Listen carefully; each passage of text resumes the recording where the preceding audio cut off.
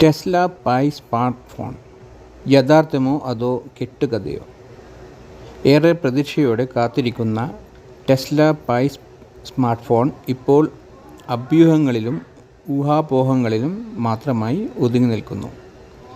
ടെസ്ലയോ അതിൻ്റെ CEO ആയ Elon മസ്കോ ഇത് സംബന്ധിച്ച് ഔദ്യോഗികമായി ഒരു സ്ഥിരീകരണവും നൽകിയിട്ടില്ല. അതിനാൽ ഇതൊരു സ്ഥിരീകരിച്ച ഉൽപ്പന്നമല്ല.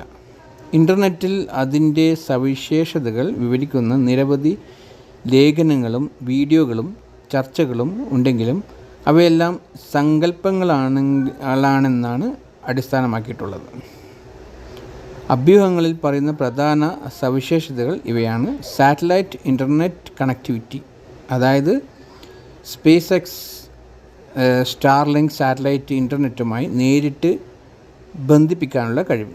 ഇത് മൊബൈൽ നെറ്റ്വർക്ക് ഇല്ലാത്ത സ്ഥലങ്ങളിലും ഇൻ്റർനെറ്റ് ലഭ്യമാക്കാൻ സഹായിക്കും. അതുപോലെ തന്നെ ന്യൂറാലിങ്ക് ഇൻ്റഗ്രേഷൻ, അതായത് മസ്തിഷ്കവുമായി കമ്പ്യൂട്ടറിനെ ബന്ധിപ്പിക്കുന്ന ന്യൂറാലിങ്ക് സാങ്കേതികവിദ്യയുമായി പ്രവർത്തിക്കാനുള്ള സാധ്യത ടെസ്ല മൊബൈലുകൾക്ക് ഉണ്ടെന്നാണ് ലേഖനങ്ങളിലും ഇൻ്റർനെറ്റിലും പറയുന്നത്. അടുത്തത് ടെസ്ല കാറുകളുമായുള്ള മികച്ച ഏകോപനം, അതായത് ടെസ്ല വാഹനങ്ങളെ പൂർണ്ണമായും നിയന്ത്രിക്കാനും നിരീക്ഷിക്കാനും സാധിക്കുന്ന നൂതന സാങ്കേതിക വിദ്യകൾ ഈ മൊബൈലിലുണ്ടെന്നാണ് ഇൻ്റർനെറ്റിൽ കാണുന്നത്. അതുപോലെ ചാർജിങ്, പുതിയ ലേറ്റസ്റ്റ് മോഡൽ ചാർജിങ് ആയ സോളാർ ചാർജിങ്, സൗരോർജം ഉപയോഗിച്ച് ചാർജ് ചെയ്യാനുള്ള കഴിവ്. അതുപോലെ ക്യാമറയുടെ കുറിച്ച് ഇൻ്റർനെറ്റിൽ പറയുന്നത് ആസ്ട്രോ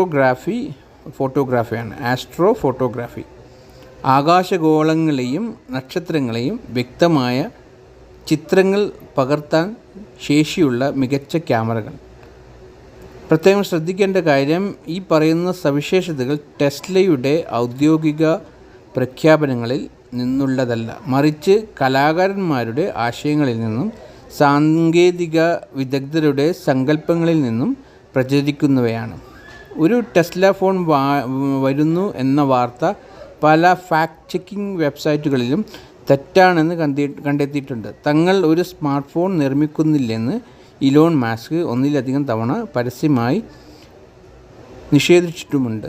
അതിനാൽ ടെസ്ല പൈ ഫോൺ എന്നത് ഒരു യഥാർത്ഥമാവാൻ പോകുന്ന ഉൽപ്പന്നമല്ല, മറിച്ച് ഒരു ഭാവികാല സങ്കല്പം മാത്രമാണ്. ഇതിനെക്കുറിച്ച് വരുന്ന തെറ്റായ വിവരങ്ങൾ വിശ്വസിക്കാതിരിക്കാൻ ഉപഭോക്താക്കൾ ശ്രദ്ധിക്കണം.